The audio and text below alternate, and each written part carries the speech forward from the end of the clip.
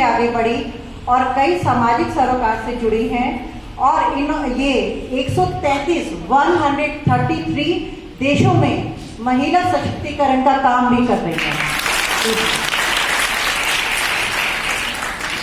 अब मैं चाहूंगी कि आप थोड़े थोड़े शब्दों में अपनी बात यहाँ पर रखें। हेलो, सभी को नमस्कार और सभी को महिला दिवस की बहुत बहुत शुभकामनाएं। मैं धन्यवाद करना चाहूँगी अमर उजाला का, जिन्होंने मुझे यहाँ पर इस मंच पर बुलाया और मेरा इतना सम्मान किया। बहुत बहुत धन्यवाद। थोड़ा सा बताना चाहूँगी मैं अपने बारे में कि जो मैं आज हूँ इसकी वजह से मैंने बहुत मेहनत भी की है और मेरी फैमिली का भी बहुत सपोर्ट रहा है। एक छोटे से स्कूल में पढ़ा रही थी मैं और स्पोर्ट्स का मतलब खेलने का बहुत शौक था छोटे से ही। मेरे पापा चाहते थे कि मैं पुलिस बनूं, पुलिस में जाऊं। उसकी तैयारी भी चल रही थी, एग्जाम हो रहे थे। उस टाइम मेरी मम्मी का एक्सीडेंट हो गया और मेरी तैयारी अच्छी नहीं हो पाई, जिस वजह से मेरा सिलेक्शन रुक गया। बस मैं हताश नहीं हुई, गेम में अच्छी थी और मैं योगा के क्षेत्र में आगे बढ़ती गई और मैं national player, 3 times national player, national referee और कानपुर के बड़े बड़े जो भी अपार्टमेंट और ग्रीन पार्क जहाँ भी हैं मैं आज योगा करा रही हूँ। और वर्तमान में मैं डॉक्टर वीरेंद्र स्वरूप कानपुर कैंट में योगा टीचर हूँ और स्पोर्ट्स भी खिलाती हूँ मैं सबसे यही कहना चाहूँगी कि कभी भी आप लोग हताश नहीं हो। अगर आप किसी भी कारण अपने लक्ष्य से इधर थोड़ा सा रुक जाते हैं तो आप अपने आप को थोड़ा सा मोटिवेट करें कि लाइफ बहुत आगे है, मुझे कुछ करना है, फैमिली के लिए कुछ करना है, समाज के लिए कुछ करना है। तो आप लोग डिमोटिवेट नहीं हो, बस अपना कार्य करते जाएं, लक्ष्य आपको रिजल्ट जरूर मिलेगा। Thank you. Happy women's day. मेरा नाम तमन्ना सेठी है। मैं एक संस्था चलाती हूँ जिसका नाम स्टार्स एनजीओ है, जो आवारा जानवरों के लिए काम करती है, जिसमें हम लोग डेली बेसिस पर फीडिंग कराते हैं। अगर कोई जानवर घायल होता है तो हम लोग उसका इलाज करवाते हैं। और मैं कानपुर जू से भी मेरा एनजीओ जुड़ा है और उससे पहले मैं वहाँ पे स्नेक हैंडलिंग भी करती थी। Thank you. Hello everyone, my name is Dr. Ankita Yadav and working as an assistant professor at Access colleges.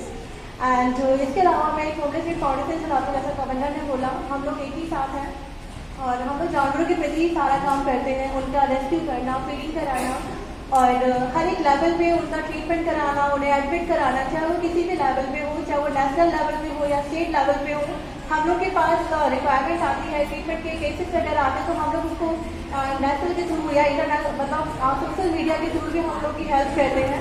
और इसके अलावा मैं ब्लड पे भी काम करती हूँ। ब्लड मैं खुद मैं 5 बार डोनेट कर चुकी हूँ और लोगों को एप्रिशिएट करती हूँ, उन्हें मोटिवेट करती हूँ कि वो भी आगे आएँ और ब्लड डोनेट करें, ताकि इस टाइम पे बहुत ज़्यादा लोगों को नीड पड़ती है जो हम लोग फुलफिल नहीं कर पाते हैं। तो आप लोग प्लीज आगे आइए और ब्लड को डोनेट करिए ताकि हम ज़्यादा लोगों की जान को बचा सकें। आजकल ज़्यादा जो भी डेथें हो रही हैं वो 80 से 90% ब्लड की कमी की वजह से ही हो रही हैं। तो मेरा यही है कि आप लोग आगे आइए और वुमेन पावर को आगे बढ़ाइए, क्योंकि रक्तदान हर कोई कर सकता है, तो वुमेन्स क्यों नहीं कर सकती हैं। तो इसीलिए happy women's day to all. जय हिंद। मैं डॉक्टर शाजिया तशनीम सिद्दीकी हूँ। मैं global peace ambassador, human right activist and entrepreneur हूँ और मैं 133 देशों में अपनी एक फाउंडेशन चला रही हूँ, doctor Shazia global unity foundation, जिसका उद्देश्य है एम्पावरमेंट, चाहे वो वुमेन हो या यूथ हो। हम क्योंकि अगर हम लड़की है या हम महिला है तो हमसे सिर्फ महिलाओं के मुद्दों पर काम करने की एक्सपेक्टेशन रखता है समाज। बहुत सारे प्रश्न चिन्ह आ जाते हैं कि आप क्या महिलाओं के लिए काम करते हैं? नहीं, we are empower lady, we are working for everyone. हम सबके लिए एक काम करेंगे। हम जिस सभी में आज हैं, यहाँ पर बहुत सारे पिछड़ापन हम छोड़ के आ चुके हैं।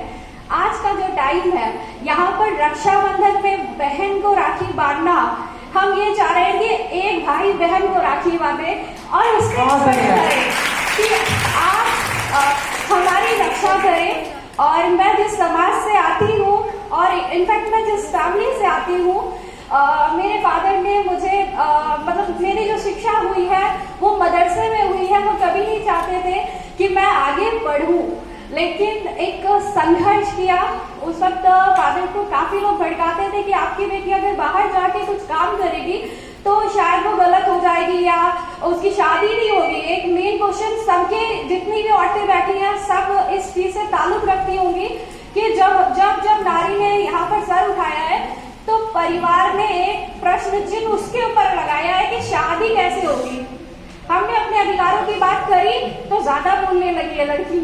ये हर औरत यहाँ पर फेस करती है। अभी एक प्रोग्राम हो रहा था, मैं रो इसलिए रही थी क्योंकि मैं अपनी एक आप सफलता देख रहे हैं, लेकिन वो संघर्ष की जो कहानियां जो मैं छोटे छोटे फेस करके यहाँ तक पहुंची हूँ, वो संघर्ष मुझे शायद उस प्रोग्राम में जब मैं जैसे अभी भ्रूण हत्या के बारे में जिस तरह से उन्होंने प्रोग्राम किया, मैं जिस वक्त पैदा हुई थी मेरी दादी ने कहा बेटी हुई है। मेरी माँ को बड़ा मतलब एक चीज बोली गई कि बेटी पैदा करी है। पहली, मैं सबसे बड़ी औलाद थी, बोले कि पहली और बेटी। तो मेरी माँ का मुंह उतर गया था और वो भी एक 16 साल की एज में माँ बनी थी। ये बड़ी अनोखी सी, मतलब सोचिए उस वक्त हम लोग खेलते हैं और मेरी माँ उस वक्त एक बच्चे की माँ बनी थी और उसको ये एक टॉर्चर दिया गया कि आपने एक बेटी पैदा करी है। तो बड़ा टॉर्चर रहती थी मेरी मम्मी। और बहुत सारी फिर हमारी फैमिली की एक जो परंपरा है कि बेटी बस जरा सा सर उठाया शादी कर दो, नहीं तो शादी नहीं होगी, उम्र निकल गई तो शादी नहीं होगी। मतलब हम सिर्फ पैदा इसलिए होते हैं कि हमारे छवि, हमारी जो पहचान है वो सिर्फ एक पिता के नाम से जाना जाए, फिर उसके बाद एक पति के नाम से जाना जाए। हमें घर से बाहर भेजा जाता है। ये देखिए, ये मुसलमानों की बात नहीं है, ये सारे समाज की बात है। हमें बाहर भेजा जाता है तो हमें अपने छोटे भाई को साथ में लेके भेजा जाता है कि बेटा इसकी सुरक्षा करना। क्या ये पॉसिबल है? आपको लगता है हम अपनी सुरक्षा नहीं कर सकते? एक औरत अगर इतना दर्द है कि आपको पैदा कर रही है, ये सभी मर्दों के लिए है, ये थोड़ा सा हार्ड वर्ड है लेकिन ये सबके लिए है। आपको अगर पैदा कर सकती है, आपको पाल सकती है, तो वो अपनी सुरक्षा स्वयं कर सकती है।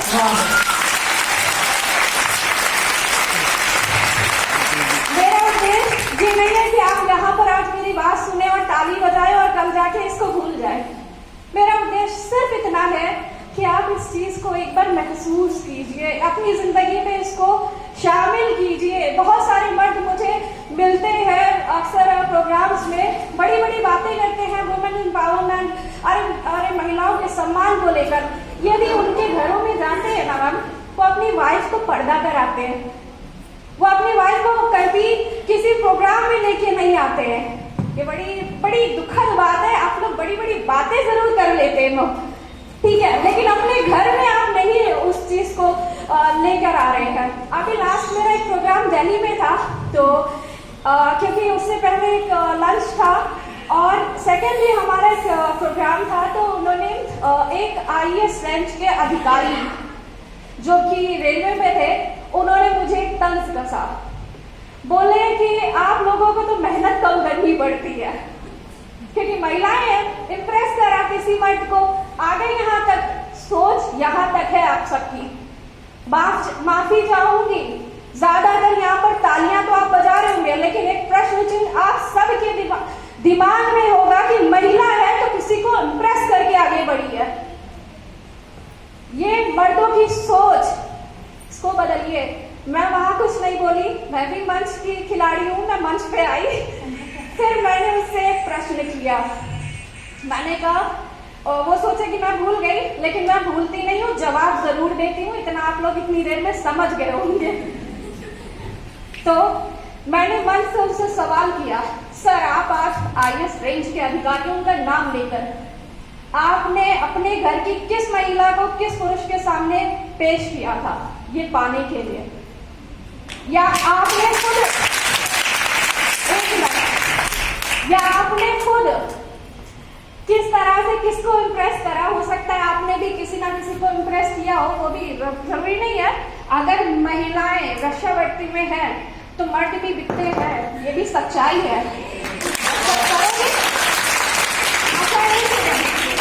बहुत सारे देखिए आदमियों की बड़ी अजीब सी शक्लें हो रही है, सॉरी, बट ये सच्चाई है। अगर आप लोग एग्री करते हैं तो प्लीज मैं चाहूंगी सब जो यहाँ पर इससे एग्री कर रहे हैं प्लीज हाथ उठा के जेंट्स बताएं कि ये ऐसा है या नहीं है।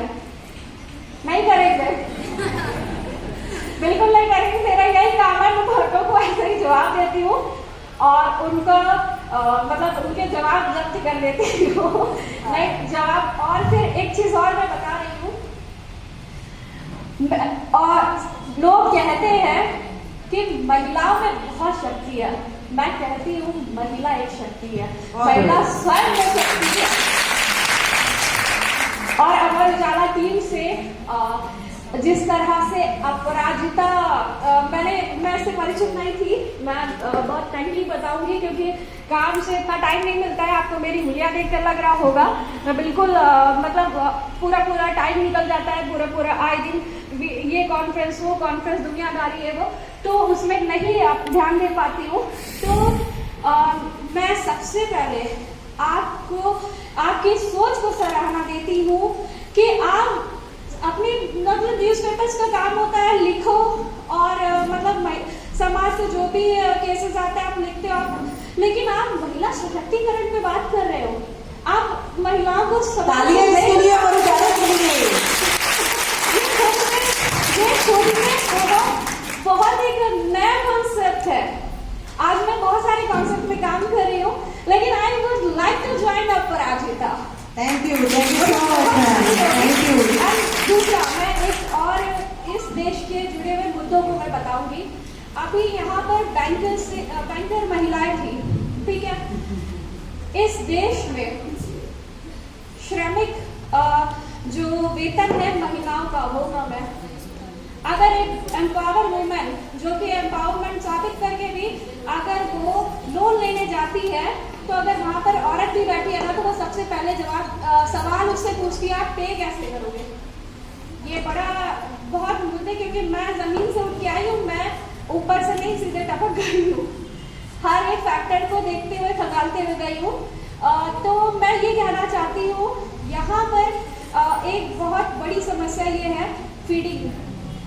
बच्चों को जब फीडिंग कराती है महिलाएं, यहाँ पर आपको आप शौचालय चले जाइए, पुरुषों के पेशाब करने के लिए वहाँ पर कमोड एक्स्ट्रा मिलेंगे, लेकिन सार्वजनिक स्थानों में महिलाओं को फीडिंग कराने में दिक्कत होती है। आज तक कभी किसी ने नहीं सोचा इस। आज मैंने एक भाषण में प्रेसिडेंटल सर्विस यूएसए में मैं ज्वाइन हूँ, मैंने व्हाइट हाउस के इस कॉन्फ्रेंस में इस बात को उठाया। कई देश इस पर विचार कर रहे हैं और मुझे इसके लिए सम्मानित भी किया गया और अब तक की 35। Thank you so much ma'am. मैं आपको बीच में रोकूंगी, आई एम सो सॉरी, क्योंकि बहुत सारी चीजें हैं अभी बोलने के लिए और हम आपको स्पेशली यहाँ पर इनवाइट करेंगे आपसे बहुत सारे आपके एक्सपीरियंस शेयर करने के लिए हम आपको इनवाइट करेंगे। और आपने जो बहुत अच्छी बातें बताई कि महिला के लिए हमेशा सोचा जाता है कि वो किसी मुकाम पे अगर पहुंची है तो किसी कंधे का सहारा लेके पहुंची होगी, क्योंकि ये बातें शायद हम लोग आज जिस जगह पे हैं हम सभी ने ये बातें सुनी है कि हमारे अंदर काबिलियत नहीं है, हमारे अंदर सिर्फ एक ही काबिलियत है जिसके बलबूते हम लोग यहाँ पर पहुंचे हैं। तो ये धारणा बहुत गलत है और आई थिंक अब पुरुषों की सोच बदल रही है मैम, काफी पुरुषों की सोच बदल रही है, क्योंकि वो भी हमारे साथ बैठे हुए हैं और ये प्रोग्राम अटेंड कर रहे हैं। और मैं अभी तक किसी ने हाथ नहीं उठाया। नहीं मैम, वो बात नहीं है, हाथ उठाने की बात नहीं है, लेकिन बहुत सारी चीजें होती है कि मन में चल रही होती है, तो उसके लिए कोई जरूरी नहीं है कि हाथ उठाया जाए। तो मैम के